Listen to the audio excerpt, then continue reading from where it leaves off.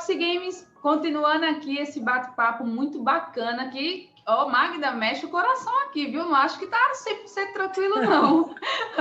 Eu tô aqui rindo, tá? Mas mexe com o coração, a gente acaba resgatando algumas histórias de vida também, escutando a história do outro, mas não podemos deixar de passar a informação de fato, né? O que me chamou muito a atenção no vídeo passado foi exatamente você trazer que a família se envolveu para esse cuidar e tratou aquela dificuldade, se a gente for olhar hoje, entender os elementos da gamificação, acabou tratando aquela situação como se fosse um jogo. E a Jane, ela fez isso, né? Ela ficou conhecida no mundo da gamificação, a design gráfica, e conhecidíssima, ela é referência dentro do nosso curso. Ela ficou conhecida exatamente por transformar uma situação de saúde dela, a recuperação, em um grande jogo. Vou deixar o link aqui abaixo também do livro, do TEDx, que tem aí indicando da Jenny, que traz essa história de, epa, peraí, eu tô com uma dificuldade muito grande, no caso dela de saúde, né, foi um acidente, enfim. E aí, a pensar nos elementos dos jogos, trouxe a motivação intrínseca para que a pessoa ali se recuperasse. E você contando a sua história, eu vi muito isso, não tinha como não associar, né? Como é que foi essa... Porque é uma surpresa no final. A gente sabe que um dia vai acontecer, que vai precisar de cuidados e que vai precisar cuidar, mas ninguém sabe o dia, nem sabe a hora. Quando chegou, como é que foi o seu comportamento? E você foi líder, né? Você precisou liderar os seus filhos para que alguma coisa ali movimentasse e ajudasse o seu esposo. Como é que foi esse processo? Porque nos anteriores, né, do vô eu era menina, o da Fernanda eu era a mãe, imagina, a primeira filha, era toda a minha responsabilidade. E o do Zeca era outro momento, né? A gente estava no momento de casal já com os filhos grandes, então a gente estava no momento de viver a vida. Nós tínhamos terminado de construir uma casa há 2 meses e ele estava botando lustres de quadros na parede, nós estávamos no momento de sonho. A Tatiana, minha filha, dizia assim, nós estávamos na beira da praia construindo castelos, brincando na areia, felizes, e veio uma onda e derrubou tudo. E é exatamente isso que acontece, é um impacto. O AVC é uma doença que causa um impacto, ele não tem hora, não tem nada, né? Ele acontece como foi o nosso caso, do almoço para 5 minutos depois, ele levantou da mesa, foi ali pegar um computador e caiu. Pronto, aconteceu. Aquilo é um impacto e a gente tem que tomar decisões, né? E desde o momento que nós tomamos a decisão dele operar e não deixar entrar em morte cerebral, foi uma escolha nossa. Então, nós sabíamos, entre eu e os filhos, que ou ele entrava em morte cerebral ou ele operava e poderia vir com sequelas. Só que ele veio com 5, 6, 10 vezes mais sequelas do que era o pensado, né? E aí nós abraçamos aquilo e sempre tivemos em mente que a gente ia oferecer o melhor. Fosse o que fosse, a ideia era oferecer o melhor. Não é luxo, não é oferecer, derrubar paredes, não é nada disso. Isso eu ensino muito para as pessoas. Não saiam quebrando banheiro, derrubando parede. É estratégia, é conforto e bem-estar e amor. Tem que ter. Eu sempre digo, um sorriso nos lábios e amor no coração é o melhor cuidado. E foi assim que a gente fez. Só que quando a gente faz, como no caso dela, ela não tinha muita ideia, talvez, do que fosse o jogo, e depois logo ela resolveu transformar tudo num jogo. Eu fui aprender agora com a gamificação do que tudo que a gente tinha feito era um jogo, né? Porque os nossos passos eram de um jogo. Quando eu criei as estratégias, eu fiz um workshop em outubro, que chamava Outubro Azul e Rosa, que era do câncer e do AVC. E aonde nós apresentamos essas estratégias. Se os passos que eu dou, o outro dá quando eu cuido. A coragem que habita em mim vai habitar no outro. O amor que eu tenho por mim, eu vou passar para o outro, né? O caminho que eu fizer para mim, quando cuido, é o caminho que o outro vai ter, porque ele está dependendo de mim. Então, eu tenho que entender que se eu quiser fazer da vida dele um inferno, eu faço. Mas a minha também vai ser um inferno. Então, é uma escolha. E eu criei esses espaços de se fazer a vida bem. Eu posso transformar a imagem dele horrorosa. Não dar bola para a roupa, deixar todo dia atirado. E também viver de qualquer jeito. mas eu vou olhar para mim e vou olhar para ele desse jeito. Isso tudo transforma o jogo mais triste, mais apagado. E aí, dentro do que o Leandro fala em Life Game Design, ele explica muito bem isso, que nós só temos uma oportunidade de jogar. Cada um tem uma vida. Então, quem cuida tem uma vida e o que está sendo cuidado também. Ah, mas tem reencarnações. É outro corpo, é outro nome e outro parentesco. Eu posso vir como mãe, como irmã, como vizinha e não ter esta obrigação ou esta vontade de cuidar. Ali é uma única oportunidade. Uma vida, um jogo. Só vai ter essa vida. É um jogo singular. Eu vou jogar o meu, a pessoa que está sendo cuidada vai jogar o dele. Então tem que haver respeito, né? Privacidade de ambos os lados, cuidado. Também este jogo, ele tem uma maravilha, que é que cada um pode desviar. No jogo a gente pode tirar uma pedra que diga pare 2 casas. Na vida também dá para dar uma pausa, não de tempo na vida, mas pensar, refletir e agir de forma melhor. Nós temos o livre arbítrio para fazer escolhas. Eu vou para lá ou eu vou para cá? Quando o jogo diz, você quer a porta azul ou a porta amarela? Assim é o livre arbítrio na vida. E assim, cuidado, a gente vai fazendo escolhas, né? E também uma outra questão que o Leandro fala do jogo é a questão do desenho do tabuleiro da vida. Nós temos que desenhar o nosso tabuleiro de acordo com aquilo que nós vamos viver e nos fazer feliz.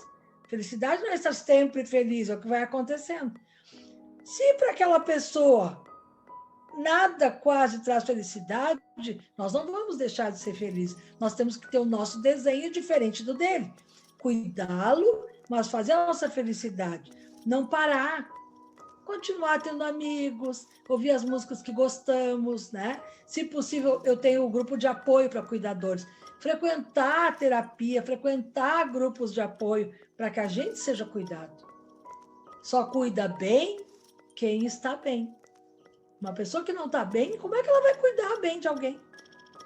E assim nós chegamos ao fim deste jogo, né? Que não é ter vitória ou derrota. Às vezes o final do jogo é a pessoa curada, que nós cuidamos, ela segue o caminho dela, e às vezes o final é ela partindo para um outro plano. E aí nós temos que estar inteiros, não podemos perder uma metade nossa, porque nós vamos ficar seguindo, caminhando capengas. Temos que perder o inteiro que fazia parte de nós e seguirmos inteiros com os nossos projetos, os nossos sonhos, as nossas vontades. Por mais que a dor esteja dentro de nós, porque a saudade é eterna, né? As lembranças são para sempre. Mas o nosso caminho é único. E nunca esquecendo que nós vivemos num mundo holográfico. Nós somos um uno. Nós não podemos dividir as coisas em partes. Nós temos que pensar em tudo. No amor, no bem-estar, no ambiente, na família. Nós não podemos fatiar o homem que nem salame italiano. Tem gente que pega uma pessoa que teve AVC, leva para casa, acorda, dá banho, dá comida, bota na sala e ali passa até a próxima refeição. Mas eu já fiz a minha parte. Trata por partes, por agenda, vai riscando com o X o que fez. Gente, isso não é cuidado, isso é só atenção. Cuidar vai muito mais além. Cuidar requer comprometimento, né? Requer acolhimento, afeto, responsabilização. E isso o jogo da vida também requer. Que jogar a vida é jogar para vencer. E vencer não é ganhar premiação, mas também é estar satisfeito, estar feliz. E assim a gente foi fazendo. Eu fui lhe escutando e fui fazendo algumas conexões, principalmente quando o resultado do jogo não é aquele que se espera. Que você trouxe aí, para mim, fez muito sentido, né? A gente tem que aprender, é um processo de amadurecimento que a vitória não necessariamente é a cura, né? Que a vitória pode ter sido cuidar de uma pessoa por um determinado tempo, ela ter vivido com um pouco mais de qualidade de vida, o período de tempo que ela conseguiu viver, né? Mesmo debilitado. E aí esse momento de partir é o momento de fechamento do jogo, mas não pode ser considerado uma derrota, pois aquele momento de cuidado foi um momento de união da família, de mais aprendizados, um momento, né, de acolhimento, de amor, de paciência, de responsabilidade, enfim. E essa pessoa, muitas vezes, de colher ali esse amor todo que ele tinha plantado durante a vida. Mas aí é um processo, de fato, de amadurecimento, né? De amadurecimento, porque a gente enxerga a partida, muitos, né? Estou generalizando aqui, mas a gente enxerga a partida como eu perdi, né? É tanto que quando alguns familiares se vão, principalmente para o câncer, né? Tem muito isso. A palavra câncer, primeiro, que não pode ser falado muito em casa. Aqui no Nordeste ainda tem essa cultura, tá? A minha avó, ela dizia que esse nome a gente não podia falar. Então falava CA. Minha mãe também. Tinha uns apelidos. Eu me lembro quando era criança que tinha uns apelidos. Se falasse, menina, né? Como se fosse bater a boca ou alguma coisa desse tipo. E aí, quando o familiar ia embora, né? Partia, aí a gente perdeu para aquela doença. A gente perdeu fulano para aquela doença. Então, era de fato como se fosse um game over da vida. Perdeu. Não tem mais o que fazer, né? E não, às vezes é um recomeço. Recomeço ele, a pessoa que está lá no outro plano, que a gente não sabe o que vai acontecer, né? Independente de religião, ninguém sabe de fato o que acontece. E o recomeço para quem fica, porque quem fica nos últimos meses, às vezes anos, teve que mudar a sua rotina para cuidar de uma pessoa. E ali naquele momento, essa pessoa que cuida, Magda, eu não sei se aconteceu com você, mas algumas pessoas que cuidam de outra por um longo determinado tempo, quando a pessoa vai e fica, eu faço o que agora de manhã, né? Sim, completamente. Na hora do almoço, enfim, sente falta, aquele cuidado fazia bem para quem estava cuidando também, né? Ela colocou dentro daquele dia. Eu andava no shopping com a Tati e o Eduardo, eu ia pro lado, assim, batia neles, dizia, mãe, parece que bebeu cachaça, não sabe caminhar no shopping. Aí eles me olhavam assim, aí um dia um deles disse, mãe, sabe o que tá te faltando? Eu disse, eu sei. Os dois braços da cadeira de roda. Eu não sei mais caminhar sem apoio nas mãos. Faz mais de 3 anos que eu ando sempre me segurando. Agora me largaram. Imagina, caminhar 3 anos de andador, porque eu tinha um andador, né? Agora eu caminho sem andador, eu caminho, vou para o lado, caminho, vou para o outro, estou batendo nas pessoas. É exatamente isso, a gente fica com uma muleta. E uma coisa interessante, Camila, é assim, logo depois que ele faleceu, 2 anos e meio depois, uma tia dele, que era mesmo que mãe, era solteira, aos 83 anos, desapareceu com uma demência louca, da noite para o dia, assim, em 2 dias, ela começou a pirar. Fomos fazer um exame, porque não era possível, não tinha nada na cabeça, não tinha nada, estava com câncer de pulmão, estava tirando a oxigenação do cérebro. Eu disse, não, ela não pode morrer sozinha dentro de casa, numa clínica, vai lá para casa, eu morava sozinha. Meu Deus, o mundo veio abaixo, como que tu vai começar tudo de novo? Ela não vai ficar sozinha, levei para casa. Foram 74 dias com uma pessoa demenciada. Ela via índios atrás de mim, eu dava tiro, matava índio, ela acalmava. Ela, nossa, gente, vocês imaginam a loucura que foi. Como eu digo, demenciado, foi muito mais difícil do que todos os anos com o Zeca, né? Mas eu estava cuidando para perder, eu sabia. E é completamente diferente, porque eu estava cuidando para entregar. Eu sabia que cada dia era assim. E o meu oncologista dizia, o oncologista trabalha, naquela época ele dizia, a gente trabalha para perder. Hoje já mudou muito, mas a gente trabalha para ter a perda do paciente, né? E muita gente vê o câncer, como tu falasse assim, antes não podia nem dizer a palavra, né? Porque o câncer é visto como algo mau, o câncer é maligno. Vamos pensar assim. O que a célula faz? Ela se alimenta de uma parte do corpo que não fez mal nenhum para ela, ela vai lá e começa a comer. Ah, ela é má. Tá, mas o que as plantas fizeram para nós? O que o planeta fez para nós? Nós não estamos destruindo, comendo o planeta, acabando com a árvore, com a Amazônia, com tudo? Nós somos tão malignos com o planeta quanto uma célula cancerígena é com o homem. Chega um momento que ela sente necessidade de invadir aquele espaço. E aí ela ataca. E nós atacamos o planeta. E nós temos que nos dar conta que está na hora de transmutar essa invasão ao planeta. Ou comer ou ser comido, nós vamos morrer junto com ele. E a célula come o homem, mas quando o homem morre, ela morre junto. É a mesma coisa, né?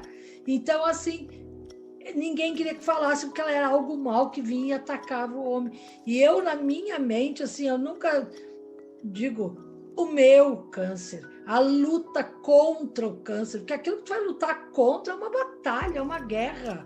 E ter câncer não é lutar, não é viver sofrendo, é descobrir a vida a cada dia, o valor de cada dia, o renascer de cada dia. É descobrir que uma perda, uma separação, uma mágoa, tudo isso é desamor. Não é ter ódio de alguém. Às vezes tu não tem ódio de ninguém, mas tu tem uma mágoa que alguém te feriu muito, alguém te abandonou muito. Eu, quando perdi a Fernanda, eu não aceitei. E eu tenho certeza que eu tive câncer por desamor nesse sentido.